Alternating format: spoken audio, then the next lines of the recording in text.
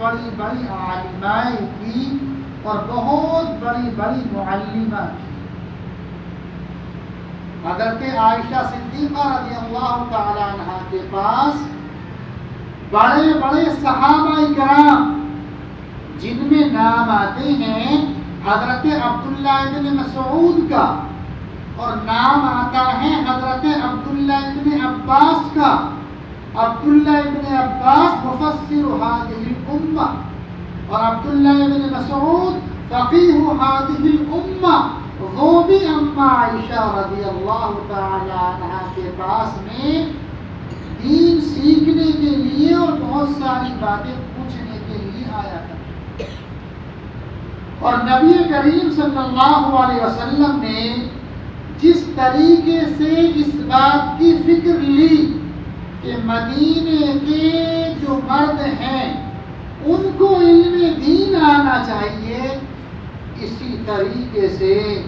اللہ کے رسول صلی اللہ علیہ وسلم نے اس بات کی بھی مکمل فکر لی کہ جو مدینے کی عورتیں ہیں، جو مدینے کی بچیاں ہیں، ان کے لیے بھی دین ضروری ہے، ان کو بھی دین آنا چاہیے۔ مشکوٰۃ شریف کے اندر بھی حدیث ہے اور بخاری شریف کے اندر بھی حدیث ہے، اور حدیث شریف کی تقریباً ہر بڑی کتاب کے اندر وہ حدیث آئی ہے کہ اللہ کے نبی صلی اللہ علیہ وسلم نے باضابطہ عورتوں کی تعلیم کے لیے ایک دن مخصوص کیا اور باضابطہ عورتوں کی تعلیم کے لیے ایک گھر مخصوص کیا۔ یہ جامعۃ المومنات کہ جس کے اندر بچیوں کو پڑھانے کے لیے ایک وقت بھی مخصوص ہے، اللہ کے رسول صلی اللہ علیہ وسلم نے بھی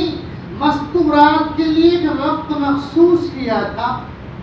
اور اللہ کے رسول صلی اللہ علیہ وسلم نے جیسا مستورات کو پڑھانے کے لیے ایک مدینے کا گھر مخصوص کیا تھا، یہاں بھی حضرت مولانا سعید صاحب نے آپ کے لیے ایک گھر مخصوص کیا ہے۔ تو اس ادارے کا چلانا یہ بھی اللہ کے رسول صلی اللہ علیہ وسلم کی سنت کو زندہ کرنا ہے۔ صرف مردوں کے مدرسے چلانا وہ اللہ کے رسول صلی اللہ علیہ وسلم کی سنت کو زندہ کرنا نہیں ہے، بلکہ عورتوں کے مدرسے چلانا اور مومنات کے مدرسے چلانا یہ بھی صحابہ کرام کے طریقوں سے اور اللہ کے رسول صلی اللہ علیہ وسلم کے طریقوں سے یہ بات ہمیں اخذ ہوتی ہے اور یہ بات ہمیں ملتی ہے۔ کیوں؟ اس لیے کہ آپ جو عربی دوم کی طالبات ہیں عالیہ ثانیہ کی، وہ اس بات کو سمجھ سکتی ہیں کہ کتاب الطہارت کے اندر، اس کے علاوہ کتاب الحج کے اندر اور اس کے علاوہ کتاب الصوم کے اندر جو معلمات ہیں وہ میری بات کو دھیان سے سنیں، اور جو طالبات ہماری عربی دوم کی طالبات ہیں، عربی دوم کی طالبات ہیں، وہ بھی غور سے سنیں۔ کتاب الطہارت کے اندر، کتاب الصوم کے اندر اور کتاب الحج کے اندر درجنوں نہیں سینکڑوں مسائل ایسے آتے ہیں کہ ایک مرد ان مسائل کو ان عورتوں کو نہیں بتا سکتا، بچیوں کو نہیں بتا سکتا۔ ان مسائل کا تعلق جو ہے پاکی ناپاکی سے ہے، حیا والے مسائل ہیں، شرم والے مسائل ہیں، اور ان مسائل کا جاننا مسلمانوں کی تمام بچیوں کے لیے ضروری، ان مسائل کا جاننا مسلمان کی تمام عورتوں کے لیے ضروری ہے۔ اگر ملک مارکیٹ کے علاقے میں اور اس بٹھنڈی سوجوا کے علاقے میں ہر گھر کے اندر ایک عالم پیدا ہو جائے، پھر بھی بہت سارے مسائل طہارت کے تعلق سے، روزے کے تعلق سے اور حج اور عمرے کے تعلق سے بہت سارے مسائل ایسے رہ جائیں گے کہ ان مسائل کو ایک مرد عورت عورت کو نہیں بتا سکتا،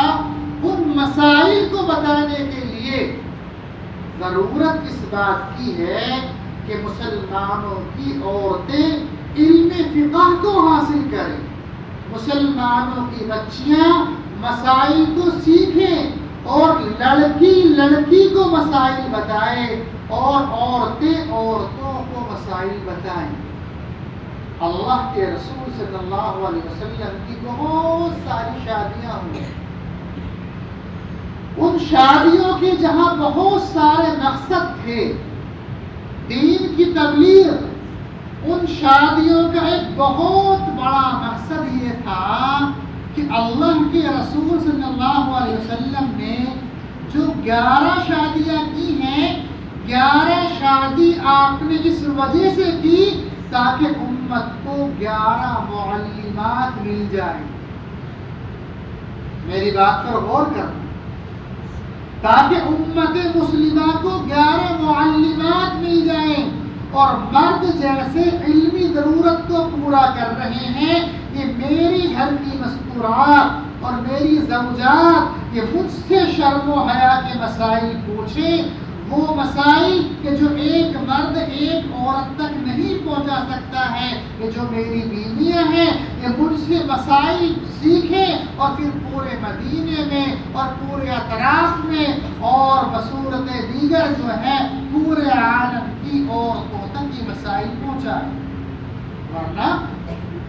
اللہ کے نبی صلی اللہ علیہ وسلم پہلی شادی کر رہے ہیں کہ اللہ کے رسول صلی اللہ